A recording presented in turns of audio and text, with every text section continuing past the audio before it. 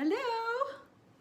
Here I am, Teacher Jody with bookings with Bordeaux, and I just wanted to jump in here and give you guys a quick video on how I would fill out a lesson assessment record for a lesson 6 student. This is a level 2 student, and I can go through the slides and show you what I would do and what comments I would leave and how I could handle all that. So if this is a question you had and have never done this before and you want to check it out, anyways, check it out.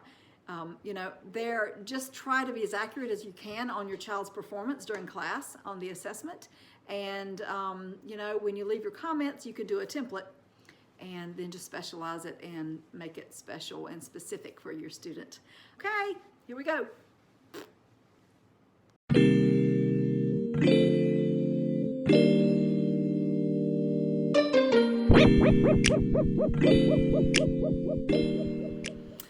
So I just wanted to come on here and give you an example of how I would do the unit assessment. So I just wanted to pop on here really quickly to tell you that the slides have been blurred or marked out so that VIP Kid content has been protected due to copyright laws. And also to tell you, if you look down on the right-hand corner of your screen, you will see settings on your YouTube, and you can change the playback speed, and you can zip it up if you want me to go faster, because I know your time is valuable. Just a little tip. Oftentimes, if you open the UNIS assessment rubric here on the right hand side, then you could actually grade him as he does the assessment. So on this one, I'm going to pop over to the beginning of the assessment because we had some things that we were reviewing before the assessment actually begins on slide 19. So be careful with your pacing when you have a unit assessment. There were 18 slides before the actual assessment began, so be very careful with your pacing. You may need to go through those. But I had the student listen to each of these, and he could match. Now, if I was to go back and watch a class playback, I would notice that even though his lines were kind of sketchy and all over the place, I think he was having difficulty. I could hear him tapping and kind of a little frustration, but I think maybe his mouse wasn't working well and he was tapping. But I could see that his lines were matching the corresponding pictures with the audio. So he did very well. On the second one, however, he put has. I has a dog. And I said, uh-oh, try again. And so I refreshed the page, and he did, I have a dog. So he completed the sentence with the teacher assistance. So I would click the second choice for teacher assistance. So then you can scoot down to speaking and listening. And as I flip through the speaking and listening portion, level 2, who is he? And I got quiet and I waited for him to complete the puzzle. And I went over when I said, who is he? He said, he is Dad. And he was able to answer this question with a complete sentence with no teacher assistance. So I will click that choice. And so then for question number 4, student uses the picture as clues to the question. Answer number 1, does she have a brother? He said no. So I said, who is he? It is her brother. One word answer to the question with teacher assistance. He actually didn't use one word. He did use a sentence. I'm going to give him full credit.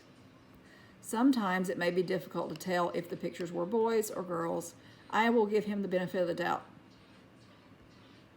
Okay? And so I'm going to go down to the next one. Student reads story with minimal teacher assistance. So level 3. He read, I have a tablet and a phone all on his own. I will give him full credit. I talk with my family on the phone. He read the story. Then I asked the question, Who does she talk to on the phone? He struggled a little bit. He did try with a complete sentence. He had to be reminded the answer was family, but he did say things like she has a phone. He was trying to answer, but wasn't sure exactly what the question was. Who? Who? So I'm going to give him one word answer because I did assist him with that. So then I go to the math portion.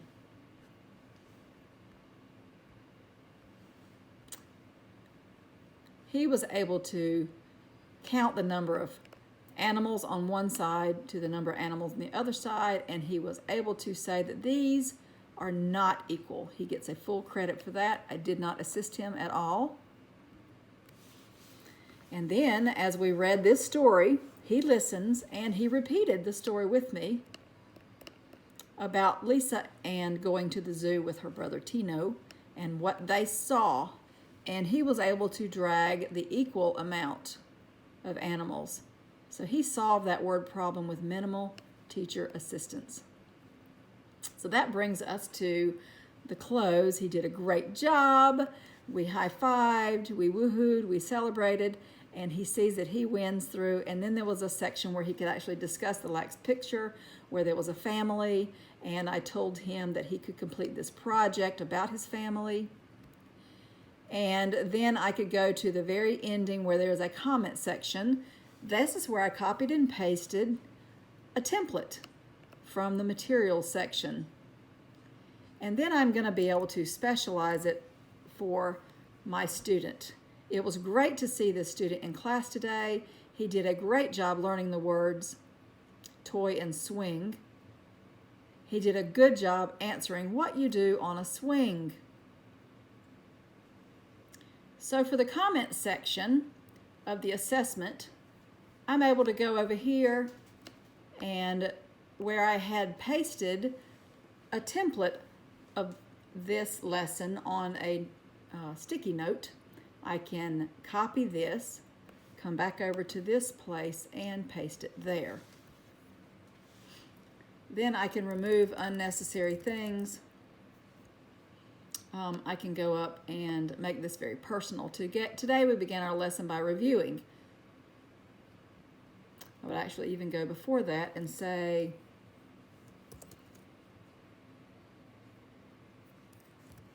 it was delightful having Leo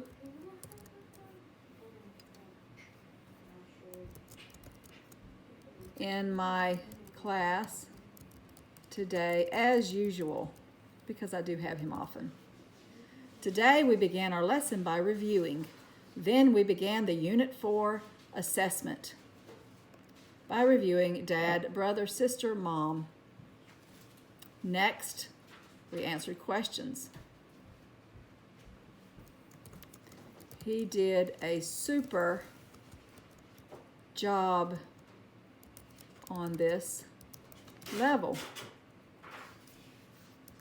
Not lever. Level.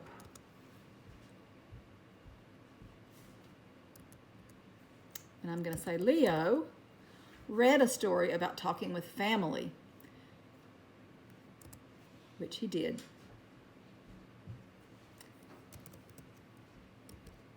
Remember to practice this week answering a question about who.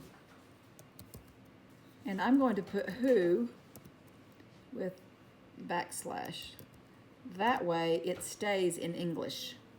If you put the backslash around the word, one in the front and one in the back, this word will not translate into Chinese. It will stay in English.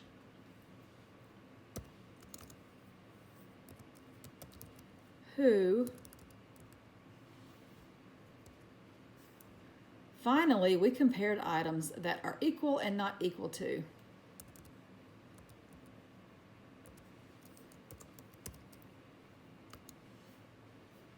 Leo did a great job with the math portion. Maybe I can type. It's hard to type when you're looking over a camera.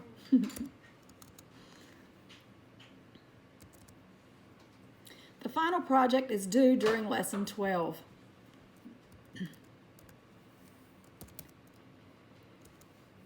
He may draw, and I say may because we cannot require homework.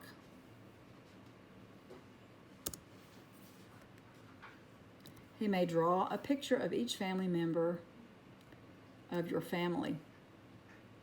And I'm going to say of his family. Label the picture and discuss it with the teacher during lesson 12.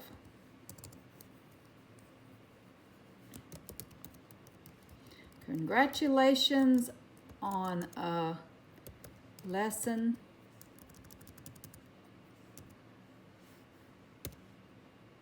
Congratulations on an assessment. Well done.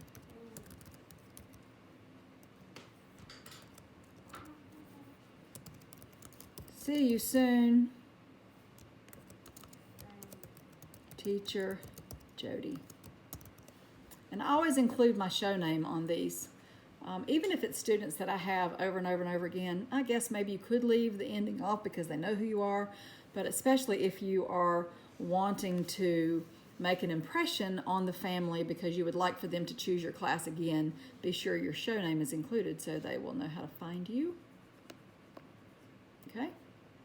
All right, then I hit submit.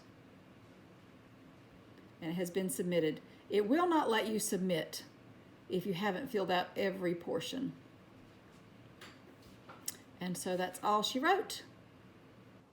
So thank you for hanging out with me. Woo! It is late in the morning because the sun is coming in. It's a beautiful day. We need some photons in our eyeballs to make us happy. So thank you for joining in with me as I gave you a quick rundown on how to fill out an assessment for your student and a report. Anyways, thanks for watching. We'll see you guys around, and please click like, subscribe, notifications. You know, I'd love to see you here every time I submit a video. You know how that works. I love you on my channel. Thank you guys. Have a great day.